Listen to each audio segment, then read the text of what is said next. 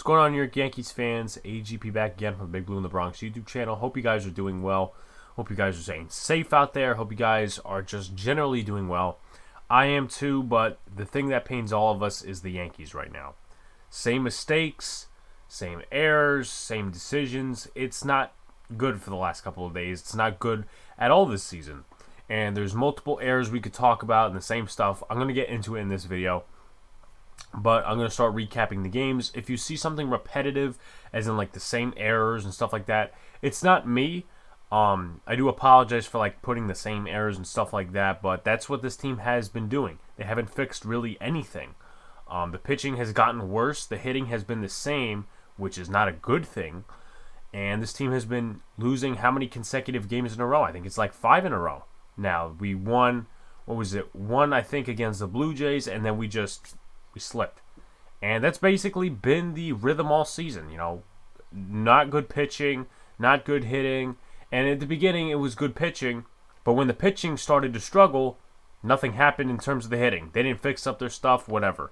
And something needs to change. Something really needs to change. And, you know, you guys know me as not really an irrational fan. But Yankees have set high standards for the franchise they are. And fans have a right to be pissed. So anyway, let's go to Game 1, which was the worst game out of this series just in total. We lost 8-2. I didn't put the score down. I apologize for that. But let's go into it. So Nelson struggling early. Command was off. Bad decision out of the gate.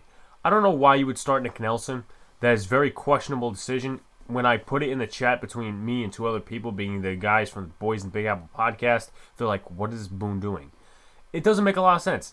And we could blame Boone, but we could also blame the guys in the front office, you know, the guys who direct the analytics. And if you're going to throw a bullpen guy out there, if you're going to have some sort of a bullpen day, at least throw Michael King out there.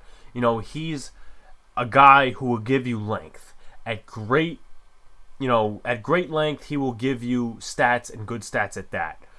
He did that when Domingo Germán struggled against the Blue Jays. He went full 6 innings, retired, I don't know, it was like 13 batters in a row, something like that. If I'm exaggerating, I apologize. But as you see here, and I don't know if I put it down or not, but I'll still remark upon it. Yeah, I did put it down. 3 innings, 2 hits. Let's see, that's 3 walks and 4 strikeouts. Good outing by King. You compare it to Nick Nelson, and, you know, it's basically polar opposites. Polar opposites. Nelson, 1 inning, 2 hits, 2 earned runs, 2 walks, 2 strikeouts, 10.80 ERA.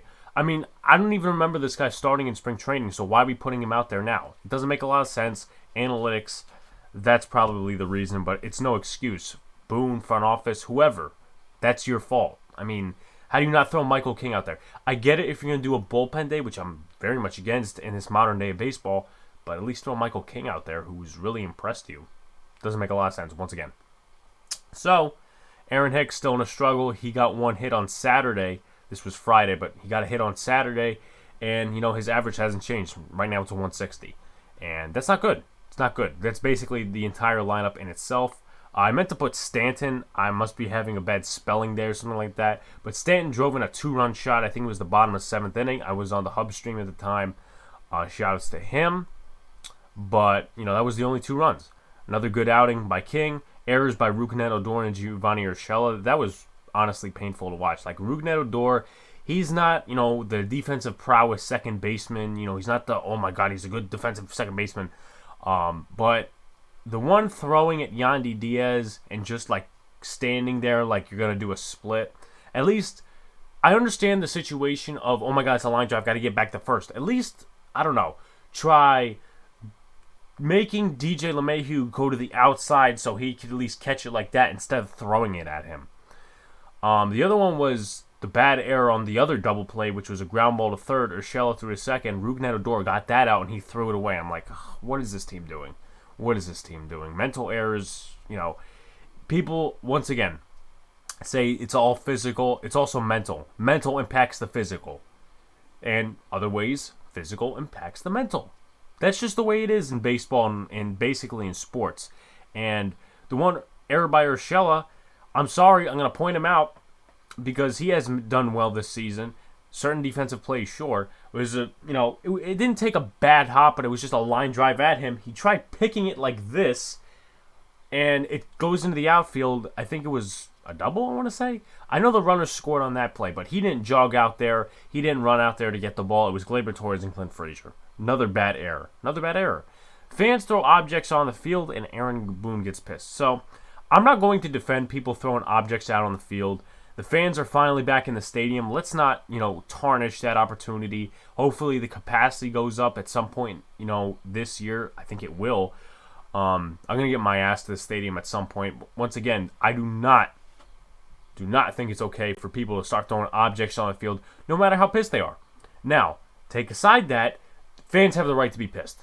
This is Aaron Boone we're talking about, and all the analytics bugs want to come out here and say, Aaron Boone, he's given the Yankees 2 over 100 win seasons in 2018, 2019, 2020. He had the winning percentage of this, and this, whatever.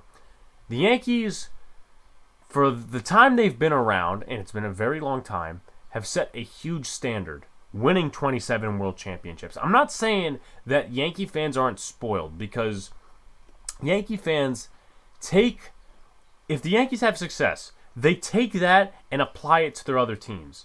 Like, you'll see Giant fans, Giant fans trying to be spoiled. Oh, that's right, some of them are Yankee fans. So that's kind of the thing I give it. That's kind of the theory I have. But do the fans have a right to be pissed? Sure.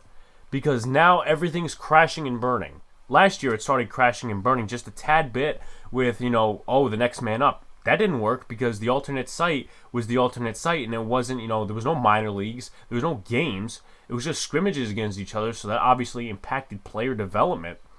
That's all you could do, but once again, Rob Manfred trying to, really deteriorate the player development for the next couple of years by cutting minor league teams. That's my opinion. That's another video. But just going back to the central point, do the fans have a right to be pissed based on the standard that the Yankees have set as a franchise? And this whole team is set as a franchise, signing Corey Kluber, trading for Tyen, having all these expectations, and you're 5-10.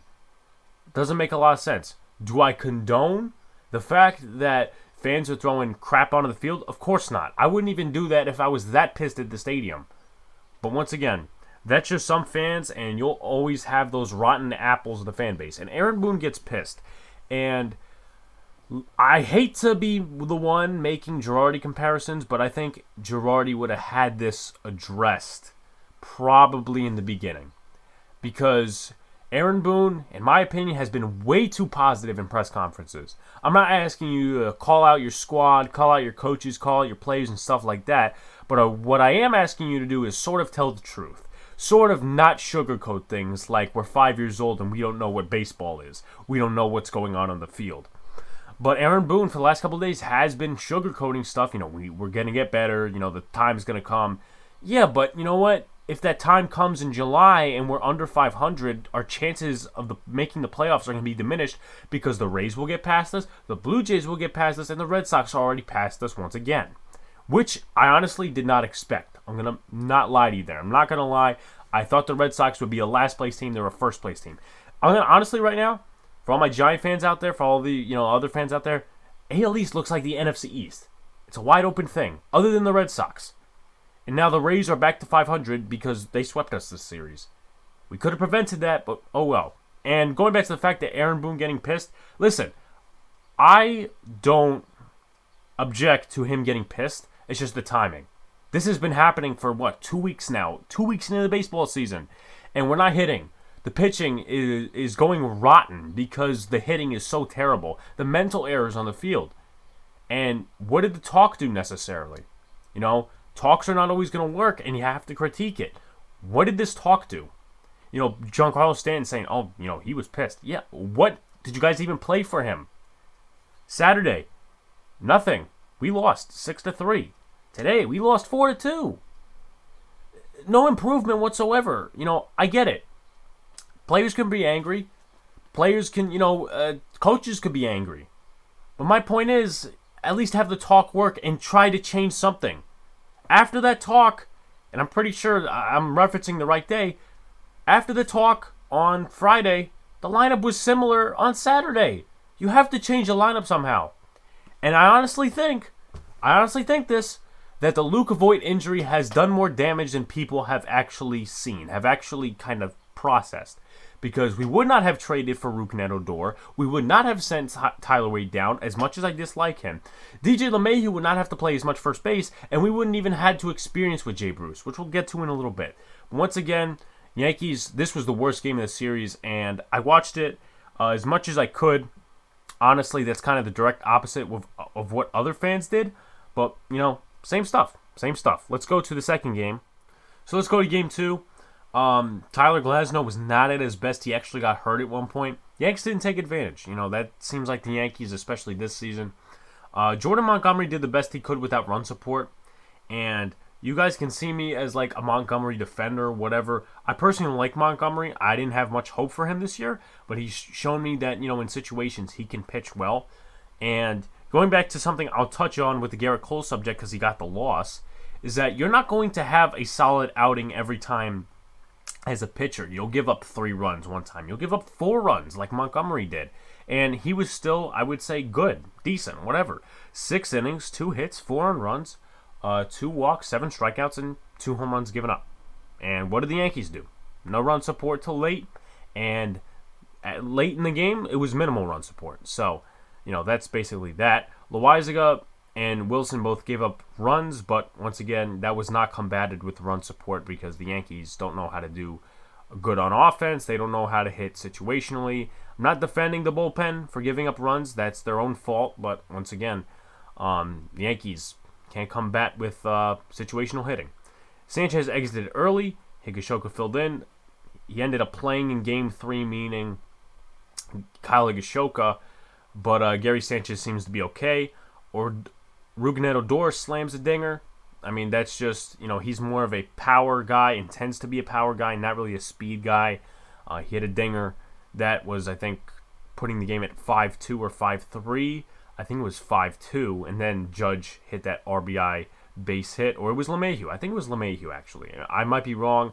Excuse me for that, but 3 Ks for Stanton or Urshela. I mean, there's no surprise with Stanton. I'm going to be honest with you there. No surprise with Stanton. But Urshela, I'm not going to expect him to come up to the plate and hit 3 base hits in every at-bat. I'm not going to, say that. But just as like an average hitter, you need to do better. And especially when your defense doesn't make up for it, I'm pissed at Urshela, honestly. And Hicks, Judge, LeMahieu, Odor with the only hits. Judge, I think he had an RBI. Let me go take a look. Odor had the homer. Hicks had the 1 base hit. LeMahieu, Odor, and Judge had the RBIs of the game, so that was basically the 3. And then Hicks obviously had just having an extra single in the right center field. So that's basically pretty much it for Game 2. Let's go to the last game of the series, the game that the Yankees got swept in, the game that happened today.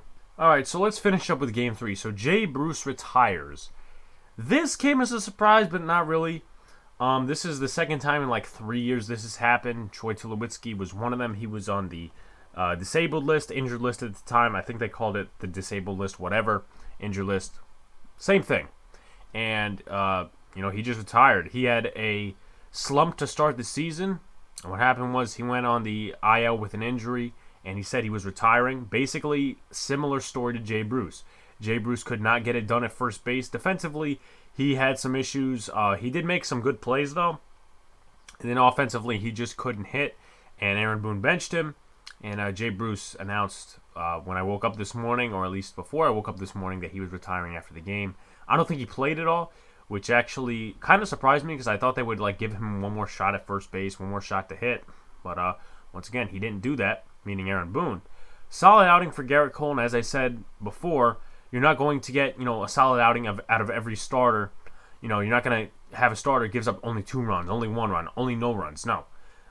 Garrett Cole obviously did the best he could. 6.1 innings pitched, 5 hits, 3 runs, 2 earned.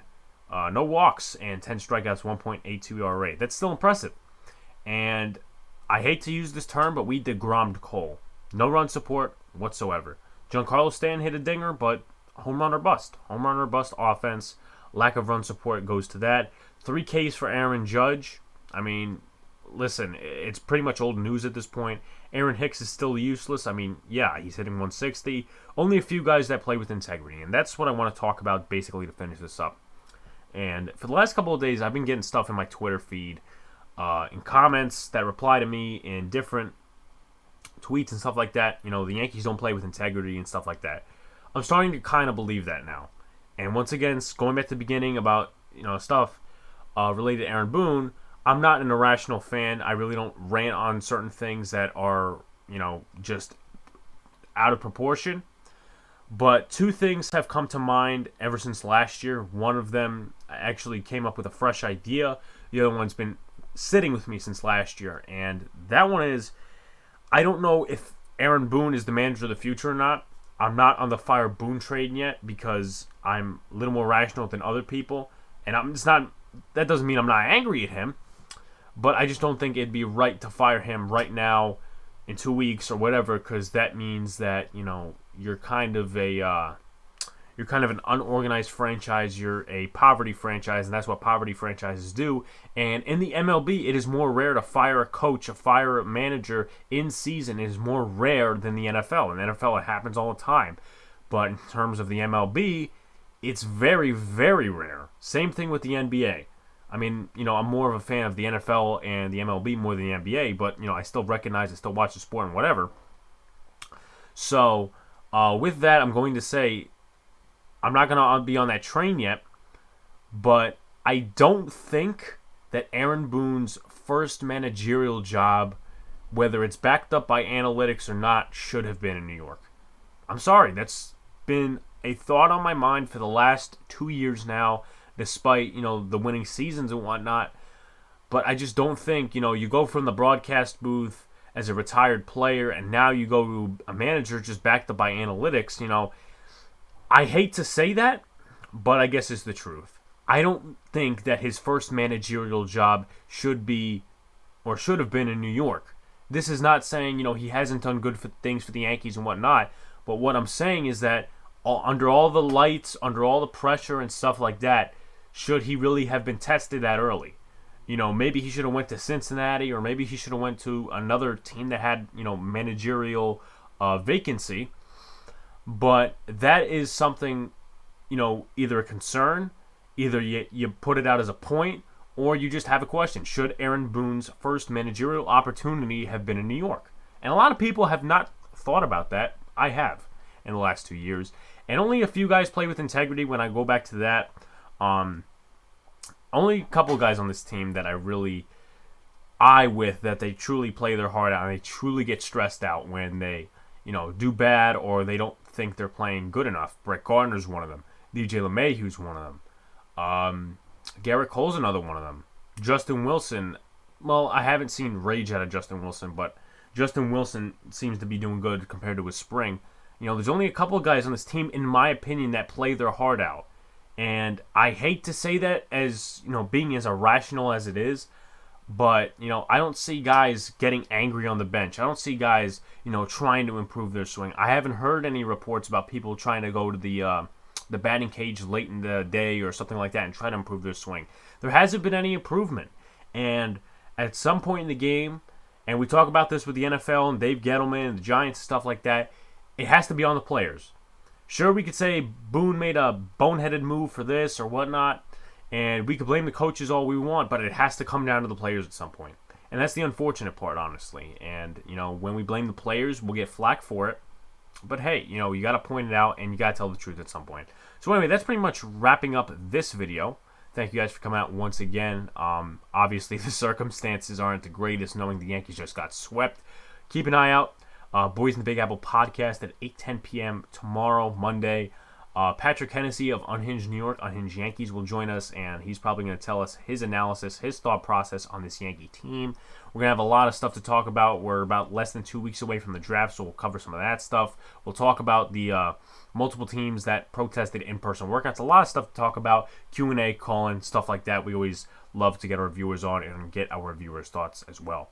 So anyway, peace out. Thank you guys, and we'll see you later.